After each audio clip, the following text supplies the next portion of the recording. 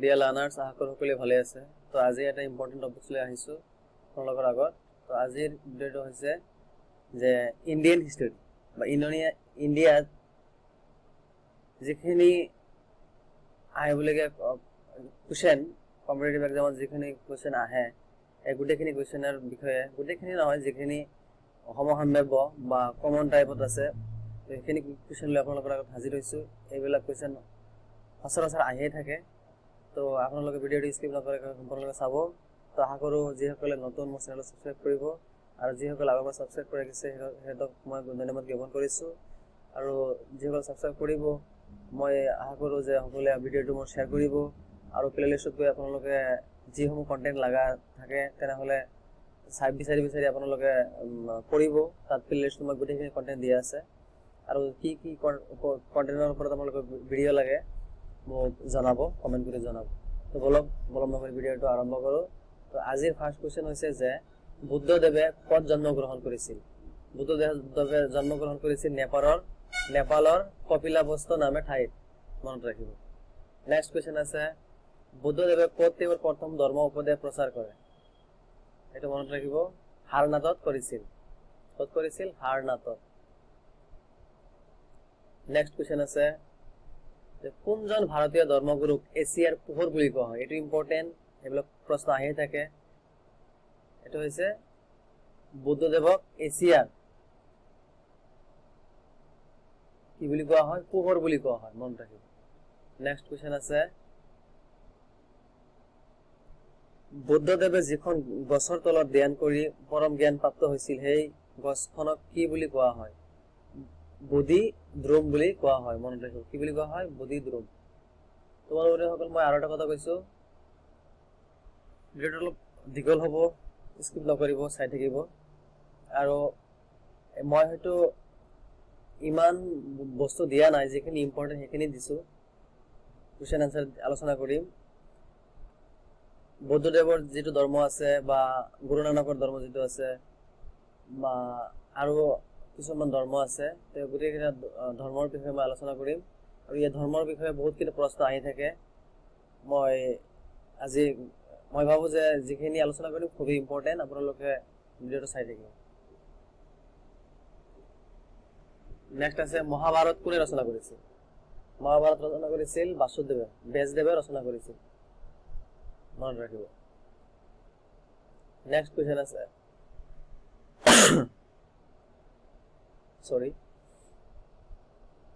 ইছলাম ধৰ্মৰ প্ৰৱৰ্তক কোন আছিল? হযৰত মুহাম্মদ সাল্লাল্লাহু আলাইহি ওয়াসাল্লাম আছিল ইছলাম ধৰ্মৰ প্ৰৱৰ্তক, মনত ৰাখিব। নেক্সট কুৱেশ্যন আছে 2001 চনৰ লোকপিয়ল মতে ভাৰতৰ কিমান শতাংশ লোক জৈন ধৰ্মাৱলম্বী? এইটো মনত ৰাখিব। এইটো হৈছে 0.4% লোক জৈন ধৰ্মৰ ধৰ্মাৱলম্বী, মনত ৰাখিব। নেক্সট কুৱেশ্যন আছে 2001 চনৰ লোকপিয়ল মতে ভাৰতৰ কিমান শতাংশ লোক হিন্দু ধৰ্মাৱলম্বী? সবতকৈ হাইয়েষ্ট আছে হিন্দু ধৰ্মাৱলম্বী লোক। এইটো হৈছে 80.5% লোক আছে। নেক্সট কুৱেশ্যনটো চাব ভাৰতৰ উত্তৰ পূৰ্বাঞ্চলত ধৰ্মীয় জাগৰণৰ সৃষ্টি কৰা মহাপুৰুষজনৰ নাম হৈছে, আমি জানো, শ্ৰীমন্ত শংকৰদেৱ, মহাপুৰুষ Srimanta Sankardev, a great men of Assam. Next কুৱেশ্যনটো চাব কোন মহামুনিয়ে গায়ত্ৰী মন্ত্ৰ ৰচনা কৰিছিল? গায়ত্ৰী মন্ত্ৰ ৰচনা কৰিছিল বিশ্বামিত্ৰই ৰচনা কৰিছিল। কোনে কৰিছিল? বিশ্বামিত্ৰই গায়ত্ৰী মন্ত্ৰ ৰচনা কৰিছিল। নেক্সট কুৱেশ্যনটো চাব প্ৰাচীনতম বেদ কোনখন? প্ৰাচীনতম বেদ হৈছে ঋগ্বেদ, মনত ৰাখিব, ইম্পৰ্টেণ্ট আহে এইবিলাক। নেক্সট কুৱেশ্যনটো চাব পুৰাণ প্ৰধানকৈ কেইখন? পুৰাণ প্ৰধানকৈ 18খন আছে, 18খন পুৰাণ আছে, মনত ৰাখিব। নেক্সট কুৱেশ্যনটো আছে 2001 চনৰ লোকপিয়ল মতে ভাৰতৰ কিমান শতাংশ লোক ইছলাম ধৰ্মাৱলম্বী? 13.4% লোক ইছলাম ধৰ্মাৱলম্বী লোক আছে, মনত ৰাখিব ভাৰতত। নেক্সট কুৱেশ্যনটো চাব হিন্দু কা গুৰু মুছলমান কা পীৰ কথাষাৰ ভাৰতৰ কোনজন ধৰ্ম প্ৰৱৰ্তকে কৈছিল? এইটো মনত ৰাখিব। এইটো কৈছিল, এই লাইনটো কৈছিল গুৰু নানকে কৈছিল, মনত ৰাখিব। নেক্সট কুৱেশ্যনটো আছে পৰেশনাথ পাহাৰৰ মন্দিৰটো কোন ধৰ্মৰ মানুহৰ তীৰ্থস্থান? এইটো হৈছে জৈন ধৰ্মৰ তীৰ্থস্থান বুলি জ্ঞাত। নেক্সট কুৱেশ্যনটো চাব। 2001 চনৰ লোকপিয়ল মতে ভাৰতৰ কিমান শতাংশ লোক খ্ৰীষ্টিয়ান ধৰ্মাৱলম্বী? 2.3% লোক খ্ৰীষ্টান ধৰ্মাৱলম্বী। মনত ৰাখিব, কিমান পাৰ্চেণ্ট? 2.3% লোক খ্ৰীষ্টান ধৰ্মাৱলম্বী। নেক্সট কুৱেশ্যনটো চাব। 2001 চনৰ লোকপিয়ল মতে ভাৰতৰ কিমান শতাংশ লোক শিখ ধৰ্মাৱলম্বী? 1.9% লোক শিখ ধৰ্মাৱলম্বী। মনত ৰাখিব।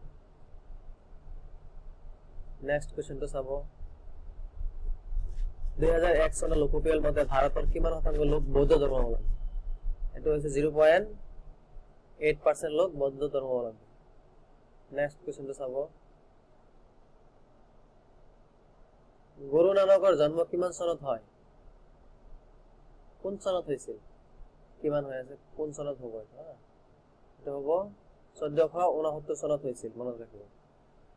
নেক্সট কুৱেশ্যনটো আছে, শিখ ধৰ্মৰ গ্ৰন্থখনৰ নাম কি?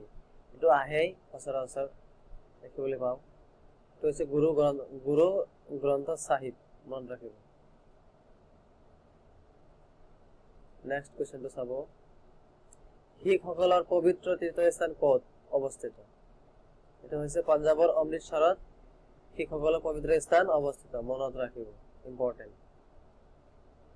নেক্সট কুৱেশ্যনটো হৈছে যে হিন্দু ধৰ্মৰ মূল গ্ৰন্থ কেইটা আৰু কি কি? এনেকেতো পৰীক্ষাত নাহে, মই তথাপি মই ইয়াতে মূল ভাগখিনি দি দিছো।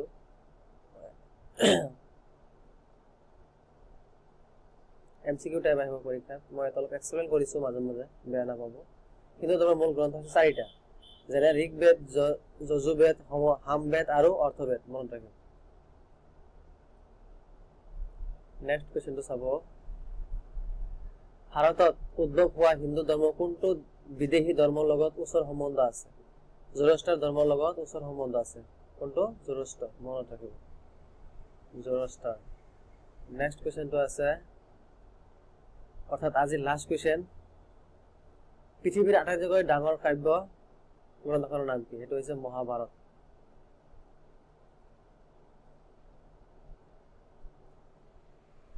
তো আজি এইখিনি আছিল, আজিৰ কাৰণে বিদায় মাগিছো। ধন্যবাদ। ভিডিঅ'টো শ্বেয়াৰ কৰিব।